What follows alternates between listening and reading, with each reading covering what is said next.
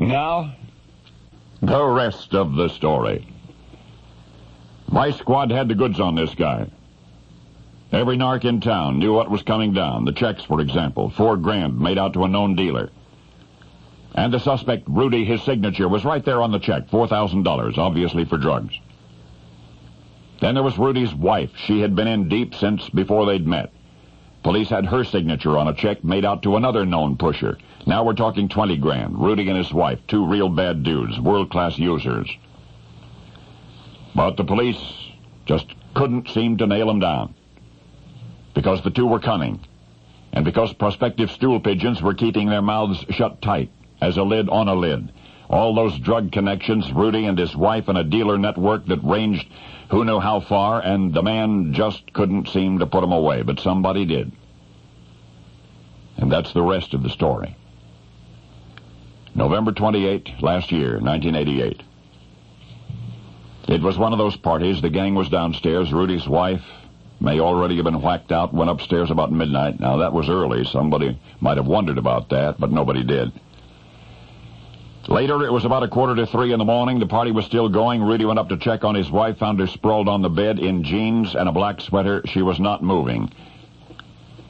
Everybody knew what had happened. No breath, no heartbeat.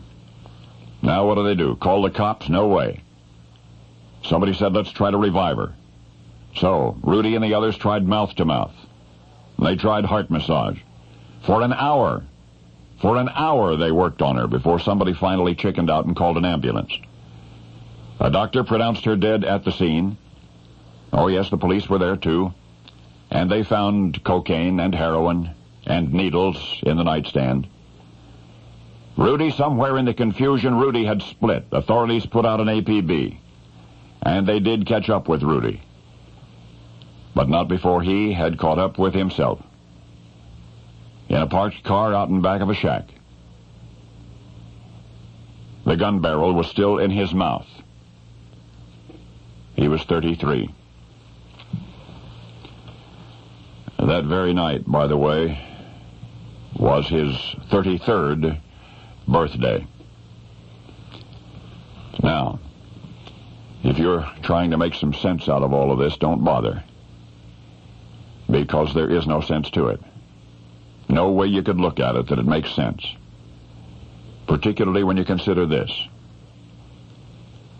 When you bury a man and his wife on the same day, and the arms of both corpses are covered with needle tracks, and you know that both were suicides, one way or another, you've just got to ponder the awful, awful unhappiness that drove them to such a life and such a death. Yet of all of the people who knew them, not one has suggested even a solitary excuse for such waste. For you see, Rudy and his 26-year-old wife were the handsome Prince Ludwig Rudolph, the great-grandson of Kaiser Wilhelm II, and his bride, former fashion model Countess Isabelle, for whom life ought to have been an endless celebration,